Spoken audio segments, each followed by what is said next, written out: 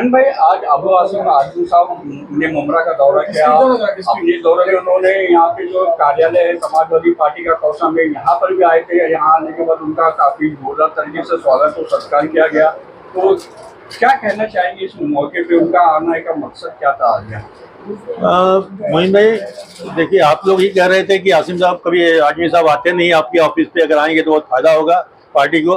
तो बात अपनी समझ में आई, तो मैंने उनको दावत दिया, एक दिन जाकर के मधु किया, इनवाइट किया कि भाई एक दिन ऑफिस पे आइए।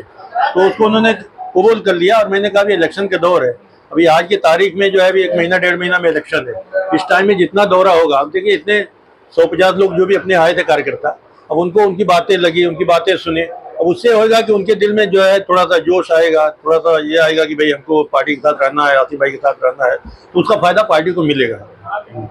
और आप क्या कहना चाहेंगे, जिस तरीके से पिछले दिनों रामगिरी महाराज ने नबी करीम सल्लल्लाहु अलैहि वसल्लम की शान में गुस्ताखी की, उसको लोग के भी पूरे देश का माहौल काफी गरमाया हुआ है, उस बारे में आप क्या कहना चाहेंगे? देखिए, वो गिरी है तो बहुत ही थर्ड क्लास आदमी है।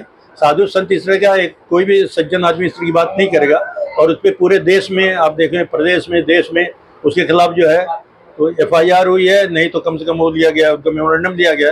लेकिन बड़े दुख के साथ कहना पड़ रहा है कि हमारे मुख्यमंत्री एकनाथ शिंदे साहब उसी को अपने स्टेट पर बुला करके और उसको जो है सत्कार कर रहे हैं और बोले इनका कोई बाल बाका भी नहीं कर सकता। बताइए, एक मुखिया जो है प्रदेश का इस तरह की बात करे। भाई आज 20%, 14%, 15% यहाँ भी मुसलमान है, मतलब मुसलमानों को पूरी अनदेखी कर रहा है। और 15% की नहीं अनदेखी कर रहा है, बहुत सारे सेकुलर लोग हैं। कोई सेकुलर आदमी नहीं पसंद करता कि कोई किसी के धर्म को बुरा कहे।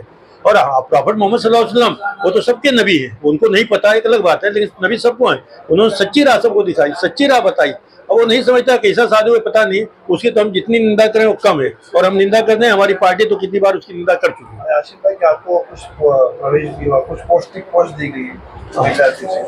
हाँ, जेबा मैडम को जो है, क्योंकि आपको पता है कि नूर अहमदी अचानक छोड़ के चली गई बिना बताए, तो ये जगह खाली थी, तो हमने कहा फौरन उसको पूरा कर लिया जाए। तो जेबा मैडम हमारे साथ पहले भी काम करी हैं एज ए प्रेसिडेंट, तो इनको फिर तो पोस्ट दी गई है। इनके साथ में कुछ लोगों को और आए थे, उनको सचिव और भी पोस्ट जो हमारी कार्यकारिणी की थी उसको दिया गया है। माइनॉरिटी सेल में हमारे जहीर अहमद नामदार हैं जलगांव से, उनको दिया गया है। यूजन में एक सोलंकी हैं गुजरात के, अब्दुल रहमान सोलंकी सल्फी, उनको आसिम भाई के यहाँ से पोस्ट दी गई है। तो मतलब ये बड़ी पोस्ट है। उसके बाद कमेटी में हमारे यादव जी हैं, विजय यादव है, और वो सर हमारे मुस्तफा सर हैं, एक और कई लोग ऐसे थे, उनको जो है तरह से संगठन में एडजस्ट किया। मनन में देश में बढ़ती रेप की घटनाओं को लेके यहाँ तक छोटी छोटी बच्चियों को भी नहीं बख्शा जा रहा, उनका भी शोषण किया जा रहा है, उसको लेके भी काफी माहौल गरमाया हुआ है। और इस बारे में आप क्या कहना चाहेंगे? उस पर तो बोलने का दिल ही नहीं कर रहा है। तो इतनी गिरी बात है, इतनी थर्ड क्लास बात है कि उस पर एक अच्छा आदमी बोलना ही नहीं पसंद करेगा। और आप देख रहे हैं, हम भी देखते हैं डिबेट में, सिर्फ एंड सिर्फ आज डिबेट में वेस्ट बंगाल की बात की जाती है, कलकत्ता की बात की जाती है, लेकिन वहीं बदलापुर है, बदलापुर की बात नहीं की जाती। 18 घंटा 14 घंटा के बाद जाकर के यहाँ केस हुआ और वो FIR दर्ज हुई। उतने नहीं, अभी वो शिवसेना की जो लीडर अंगारे, क्या नाम उनका, वो आगे पूरा वहाँ बैठी, पूरा दिन बैठी, तब जाकर के FIR दर्ज किए। और बड़ी बड़ी बात करते हैं, लेकिन दूसरे प्रवक्ता जो है इस तरह की बात भी नहीं कर पाते। जिस तरह में वो टक्कर एक आता है, अमीश देवगन थर्ड क्लास आदमी है, सिर्फ वेस्ट बंगाल की, सिर्फ कलकत्ता की, वहाँ की रेप की बात करता है। यहाँ की और बात नहीं है। यूपी में हो रहा है, यूपी में कितने 3-4 जगह हुआ, महाराष्ट्र में हुआ, वो छत्तीसगढ़ में हुआ, जहाँ उनकी सरकार वहाँ पे दबाया जा रहा है, दूसरी जगह इस तरह। ये बड़ी गलत बात है, इसकी हम पूरी तरह से निंदा कर दे, पूरी तरह अवहेलना कर दे। बच्ची का किसी के साथ भी इस तरह का वो दुर्व्यवहार नहीं होना चाहिए। बदलापुर में जो घटना हुई, बच्चों के साथ भी जो उनका शोषण हुआ, ऐसा बताया जा रहा है कि FIR दर्ज देरी इसलिए हुई क्योंकि जिस स्कूल में बच्चियां पढ़ती थी वो स्कूल भाजपा के एक नेता का था। आप क्या कहेंगे? सही बात है, वो तो पेपर में आया, न्यूज में आया कि भाजपा के लोग थे, भाजपा का स्कूल था, इसलिए वो दबाना चाह रहे थे। वो चाह रहे थे कि केस दर्ज न हो। वो तो दूसरी पॉलिटिकल पार्टी, अपोजिशन लीडर के लोग इतना उस पर प्रेशर डाले, तब जाकर के वो केस दर्ज हुआ। नहीं तो लोग केस नहीं दर्ज करते तो उसको दबा डाल देते, इसमें कोई जानता भी नहीं था। देश में इस तरह की घटनाएं, बलात्कार की घटनाएं भविष्य में ना हो, इसके लिए सरकार को कौन से कड़े कानून बनाने चाहिए आपके हिसाब से? सरकार को ऐसा है कि इसको तुरंत जो है ऐसे लोगों को फांसी देना चाहिए, तुरंत।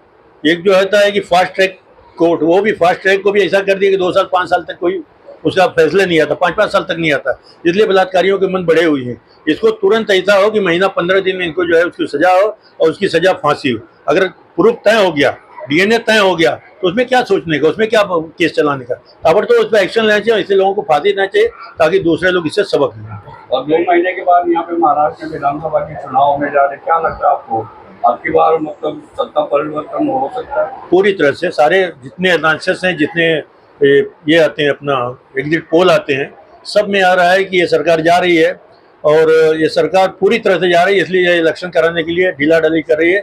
2 जगह का डिक्लेयर किया, जबकि यहाँ 26 अक्टूबर के पहले होता था कि इलेक्शन हो जाएगा, लेकिन अब सुनने में आ रहा है कि लोग डिले कर रहे हैं। लेकिन कितना भी डिले करेंगे इनकी सत्ता जाएगी और अपोजिशन इंडिया अलायंस की जो है सरकार बनेगी।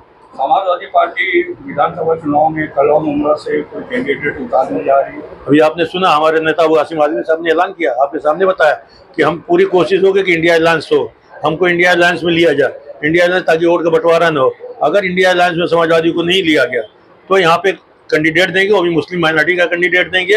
और मैं तो ये बोलता हूँ कि जिसके साथ समाजवादी पार्टी रहेगी उसी जीत होगी, उसी की जीत होगी। बगैर इसके जो ये चल रहा है रोड पे, इसको लोग, यहाँ के लोग, अच्छे लोग पसंद नहीं करते हैं। हमारी मुलाकात लोगों से होती है, लोग हमारे साथ हैं, हमारे अबू आसिम आदमी के साथ हैं, हमारे नेता को पसंद करते हैं।